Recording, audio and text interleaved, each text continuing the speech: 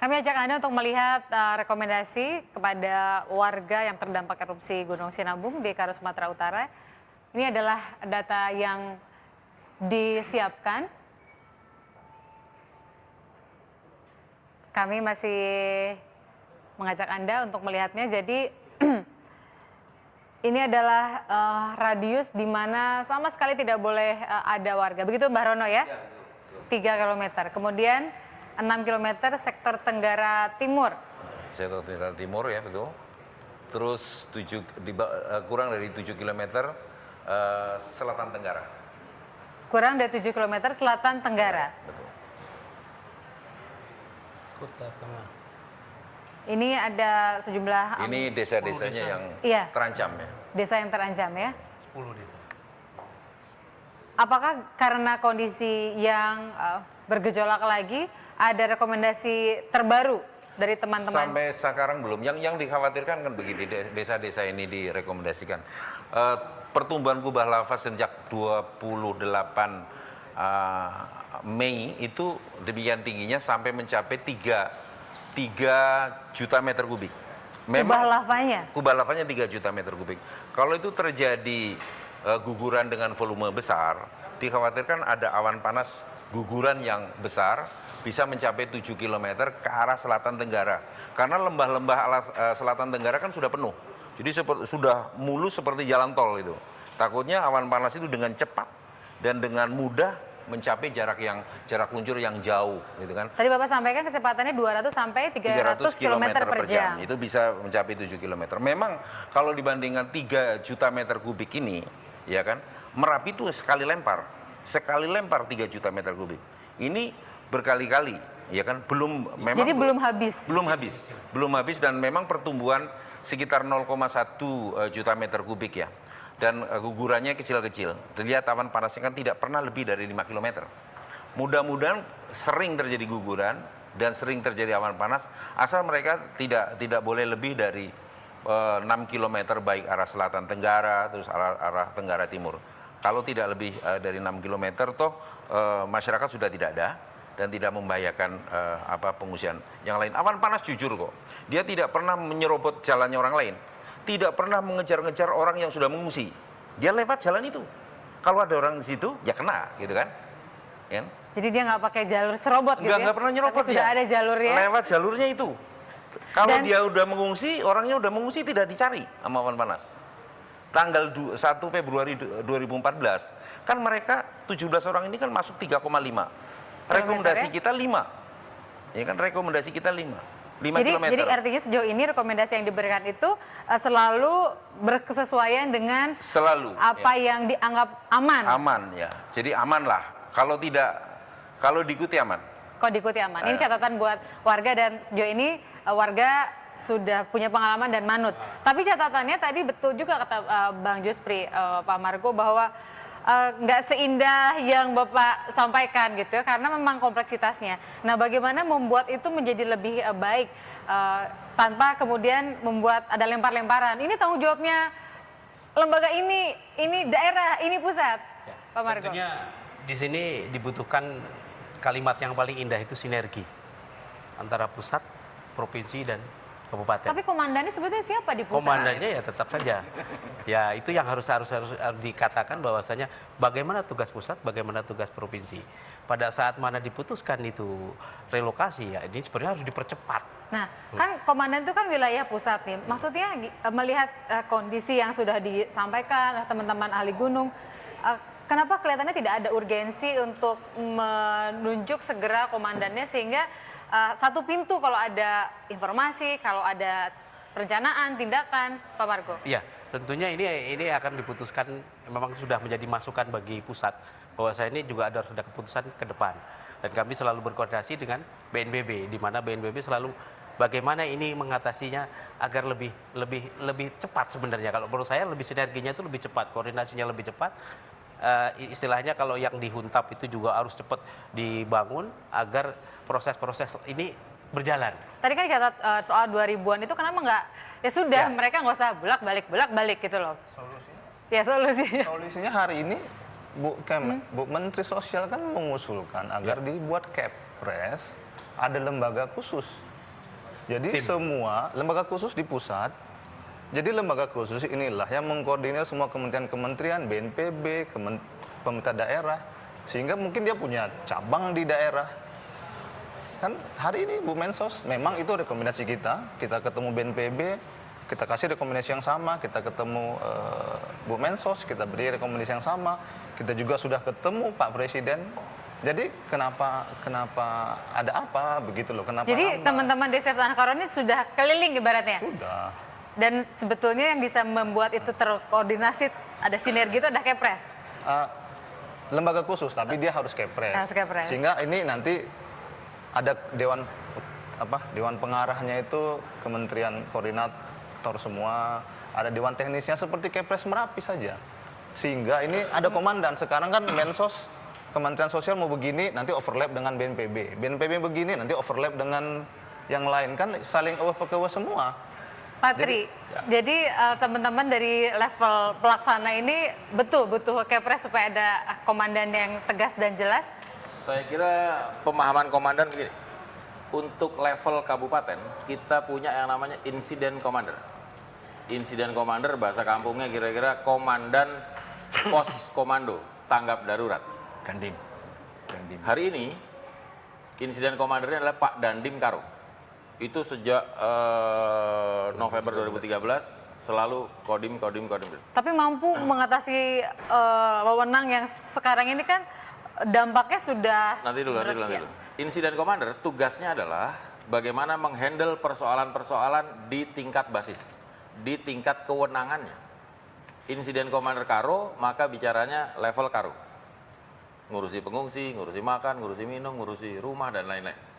Nah, untuk tingkat nasional, BNPB mengkoordinasikan seluruh kekuatan nasional di dalam yang namanya rencana aksi. Gitu. Nah, rencana aksi kita punya. Persoalan utamanya kalau ditanya kenapa 2053 KK kok belum selesai. Jadi 2500 itu 2053 itu kita bagi dua tahapan. Yang pertama 370 ini rekomendasi jelas, tidak boleh kembali ke kampungnya. Tidak boleh kembali ke kampungnya. Bekerah, Simacem, Sukameriah. Hari ini di Siosar kita sudah selesai 112 rumah untuk Bekerah. Lalu kemudian 128 untuk Simacem. 128 ini sudah selesai 50%. Mudah-mudahan 3 minggu bisa selesai semua. Kalau ini selesai, maka 112 ditambah 128 bisa masuk. Lalu kemudian tentu tidak selesai di situ saja. Posisi hari ini kita di sana sudah sedang membangun gereja dan masjid sedang dimatangkan tanahnya. Ini artinya progres. Walaupun orang melihat lambat, tetapi progres itu ada. Persoalan utamanya adalah ternyata lahan tidak mudah kita dapat. Saya ulangi, lahan tidak mudah kita dapat untuk ukuran-ukuran sebanyak itu. Pada hari ini, posisi lahan terdiri dari APL yang disediakan oleh Bupati 250 hektar dan lahan yang dipinjam pakaikan oleh Menteri Kehutanan 416. Harapannya tentu 370 selesai dulu nih. Agustus selesai, sambil menyelesaikan itu sambil dilakukan land clearing. Pembersihan Land lahan clearing gitu ya? maknanya adalah hutan yang dipinjam pakaikan boleh ditebang. Perizinan selesai misalnya. Lalu bagaimana mempercepat penebangan itu? Asumsi kami adalah kalau satu kepala keluarga diberi lahan 0,5 hektar, maka 370 memerlukan 185 hektar untuk lahan cadangan pertanian. Nah, percepatlah itu. Gitu. Nah, tentu orang mengatakan kan tidak langsung bisa dipakai, Pak. Betul. Nanti kita pikirkan. Antara lain, mungkinkah kita beri jatah hidup yang cukup panjang sesuai peraturan yang berlaku misalnya. Lalu kemudian yang kedua, bisakah kita beri cash for work sambil menunggu lahan ini bisa dipanen betul. Nah, artinya kalau ini bisa, maka kemudian rakyat pasti datang. Nah, posisi hari ini dari 112, 50 kepala keluarga sudah mencoba tinggal di sana, walaupun bolak-balik, tetapi sudah mulai mencoba di sana. Sedangkan sisanya masih menunda. Baik. Jadi artinya kalau boleh disederhanakan, Siap. maka menurut Bapak yang paling urgent, yang paling utama adalah soal lahan. Ya, lahan menjadi kendala utama karena ternyata tidak mudah Baik, itu pemerintah menyediakan lahan yang cukup untuk sekian ribu orang. Bang Jufri singkat karena sebetulnya waktu kita sudah habis soal topik ini. Bapak kan cerita lahan, itu kan kewenangan Kementerian Kehutanan. BNPB tidak bisa masuk ke situ karena tidak ada komandannya yang bilang, Kementerian kalian urus.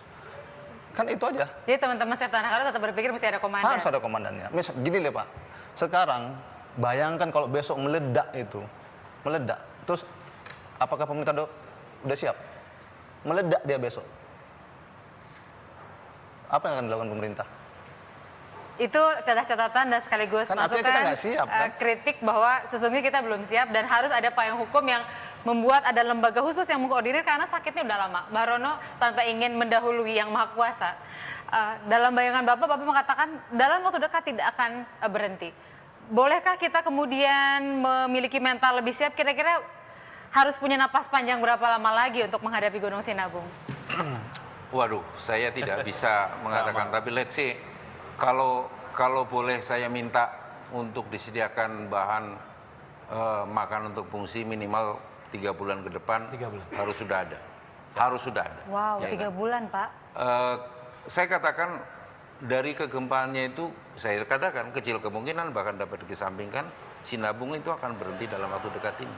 Dan tidak ada kemungkinan meledak besar, meletus besar seperti Merapi.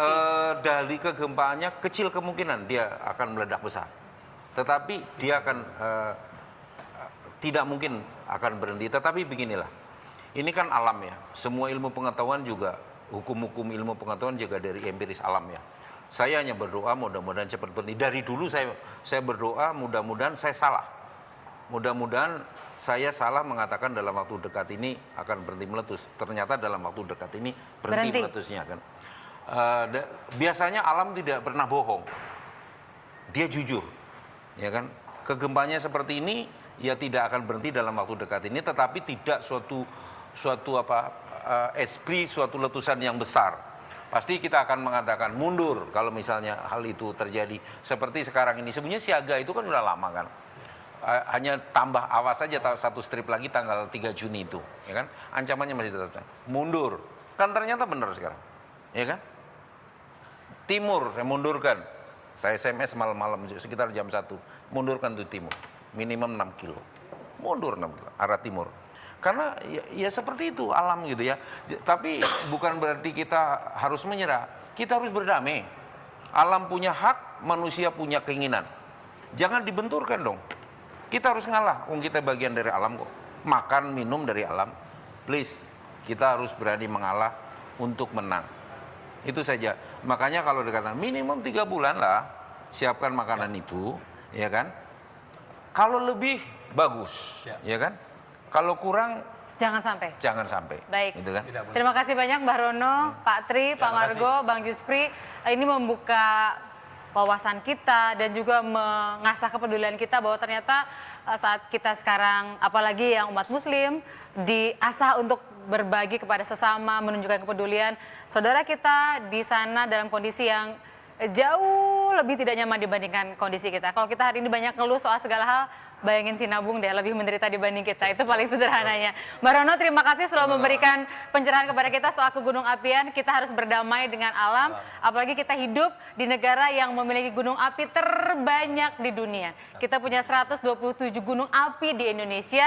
Suatu kelebihan sekaligus juga suatu hal yang harus selalu kita hadapi untuk selalu berdamai. Alam sekarang sedang bicara di Gunung Sinabung dan harus bersiap. Kalau kata Mbah Rono 3 bulan, mudah-mudahan Mbah Rono salah menurut Mbah Rono, tetapi kita harus siap.